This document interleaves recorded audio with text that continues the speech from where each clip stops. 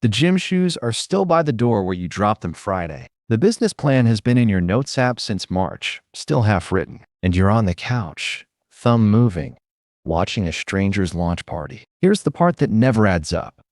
The things you don't care about get done. Dishes, emails, someone else's deadline. It's this one, the one you'd trade years for, that you can't make yourself touch. Same hands, same hours. The only thing that changed is how much it matters.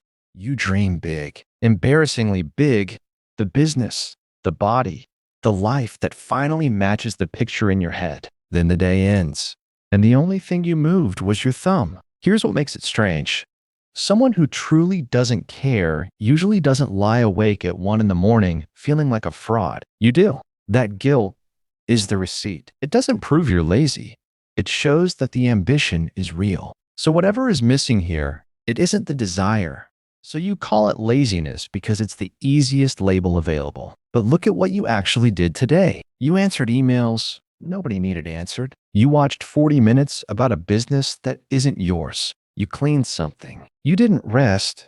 You worked hard at everything except the one thing. That's not an absence of energy. That's energy being redirected. Discipline was never the missing piece. You had plenty of it this morning. You spent it on things that don't matter. Here's where the researchers who study this specifically have been heading for years now. Procrastination isn't really a time management problem. It looks exactly like one, which is why you keep buying the cure for one, the planner, the app, the Sunday reset that lasts 9 days. But for many people, it behaves more like an emotion problem holding a calendar. That's the dominant view, by the way, not a unanimous one. It still explains your Sunday better than lazy does. You're not avoiding the work. You're avoiding a feeling the work hands you. And this is exactly where ambition turns on you. The bigger the thing, the bigger the feeling waiting inside it. Open the document and you don't just meet a blank page. You meet the question of whether you're actually any good. Nobody has to ask it out loud. It's in the room the second you sit down. And it isn't always fear, though fear gets top billing. Sometimes it's boredom. The real work turns out to be admin, and admin is beneath the fantasy. Sometimes it's resentment, because the dream started as yours and somewhere along the way it became a debt. Sometimes it's plain confusion. You don't know step one, and not knowing feels like being found out. Different feelings, same exit. Notice which goals you avoid most. You'll happily be terrible at a casual hobby on a Saturday afternoon, but the goal tied to who you think you are, that one you've circled for 3 years. The pattern is cruel. The more success would mean, the more failure would seem to say about you. Ambition raises the reward, but insecurity raises the stakes. So the thing you protect most fiercely is the thing you love most. You've been guarding it by never touching it. So you step away, and something happens fast. You feel better instantly. That relief is the whole engine. Researchers sometimes call it giving in to feel good. You trade tomorrow's version of yourself for 10 minutes of calm right now. It's a greedy little bargain. You keep the perfect dream and take the immediate relief. Avoid, and the bad feeling stops. It worked. Things that work get repeated, whether or not you approve of them. And there's a second exit that doesn't look like one because it looks like work. 3 hours of videos about starting a business. A notes app holding 4 names for a company that doesn't exist. Planning has all the texture of progress and none of the risk. Nothing can go wrong inside a plan. The surprising part is that preparation can become avoidance when curiosity never turns into contact with the work. The fantasy is polished, and the first ugly draft isn't. So you keep choosing the polished one and filing it under research. Fear rarely announces itself, which is why you haven't caught it. It doesn't say, "I'm scared this won't be good." It says, "Next month, when things settle." It says, "Learn a little more first." It says you've always worked better under pressure. And that's mostly a story we tell ourselves because panic can force output but rarely improves it. Fear doesn't fight you. It protects your insecurity by making reasonable suggestions. Now, the internet will tell you this is perfectionism, and I have to be honest about that one. The link is messier than it sounds. Some parts of perfectionism do track with putting things off. Other parts don't at all. And a fair number of studies find barely anything. So I won't hand you that as your answer. But if your private standard is that the first attempt has to be good, then starting is simply the moment you find out it isn't.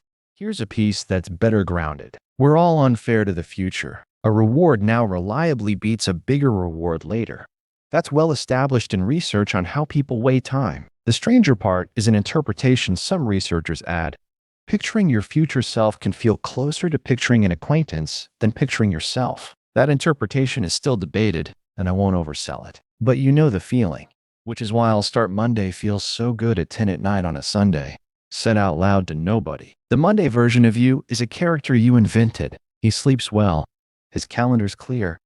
He wants this. Handing him the whole business plan costs nothing because he isn't real and he never sends the bill. Then Monday shows up at 8 in the morning and it's just you again. Same chair, same dread, parked exactly where you left it. Then the shame lands. And shame is a feeling too, which means it goes straight on the pile. So the thing on your desktop now carries the original dread plus every afternoon you walked past it. Same file, heavier every week. And it's heaviest for you specifically because you're the ambitious one. You're not just behind on a task. You're behind on the person you were supposed to be by now. I want to be careful here because that weight has a heavier version. If it has stopped being about one project, if it's been months of it reaching your sleep, your relationships, the way you talk to yourself when nobody's listening, then this is bigger than a video about starting. And a therapist is a reasonable call to make. People book that appointment on their best days, not their worst ones. Let's be fair though, because not every delay is this. Sometimes waiting is right. The idea isn't ready. The money isn't there. Or you're genuinely flattened and your body is telling the truth. The people who study this draw the line somewhere specific. Procrastination is delaying something you meant to do while expecting to be worse off for it. That's the tell. Wise waiting settles. This stings, and you knew it would before you opened the app. Remember that ticket you've been waiting for? The motivation you think you need before you're allowed to start? It doesn't come first. For most people, most of the time, it turns up somewhere in the middle of the thing, once the thing is already moving. You've been standing outside the door waiting for a ticket they hand out inside. That isn't a personal failing. Nobody told you the order. So here's the least impressive advice available. Before you open the file, say the feeling out loud to an empty kitchen. I'm avoiding this because I'm scared it'll be mediocre, and then I'll know. And there it is. The actual bargain you've been making for 3 years. You'd rather not know. Not knowing keeps the dream perfect, and perfection protects you from finding out whether the person you imagined is real. Then make the first step so small, it's embarrassing. Aim at the doorway, not the room behind it. One bad sentence. Shoes on, front door. That's the whole workout. Treat it as an experiment, not a verdict. Be curious about what happens after 2 minutes. You're not trying to transform your life. You're collecting evidence that you can begin. And watch what that does to the fear. A bad sentence can't fail the way a book can. There's nothing in it that can define you. And nobody says the other half of this out loud because it sounds too small to want. It isn't the launch party. It's a Tuesday. It's opening the file without the 20 minutes of dread in front of it. It's the second sentence arriving easier than the first one did. You've been picturing the finish because a finish is easy to picture. But the thing you actually want back is the ordinary hour where the work is just work. That's the trade on the table, not a different life, a different Tuesday. And go easier on yourself about last week, which I know sounds soft for a video like this. But people who go easier on themselves about putting things off do tend to struggle with it a little less. That's an association, not a lever you pull.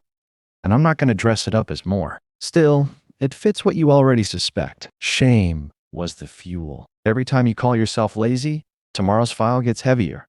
So here's what to hold on to. Lazy was never the right word for you. You're someone who wants something badly enough that finding out has felt more dangerous than never knowing. Your inaction has been protecting your ambition the only way it knew how. That's a strategy, not a personality. Clumsy, loyal, and years out of date. And strategies can be changed. That's the whole difference. And it's the only one that matters tonight. So the next time the shoes are still by the door on a Sunday, try not to reach for the word lazy. It has never once helped you. Ask the better question instead. What would I find out about myself if I actually tried? Answer that quietly, and you'll know exactly what you've been protecting. Nothing has to be solved by morning. One bad sentence is enough. Rare Mind does one of these a week if you want the company.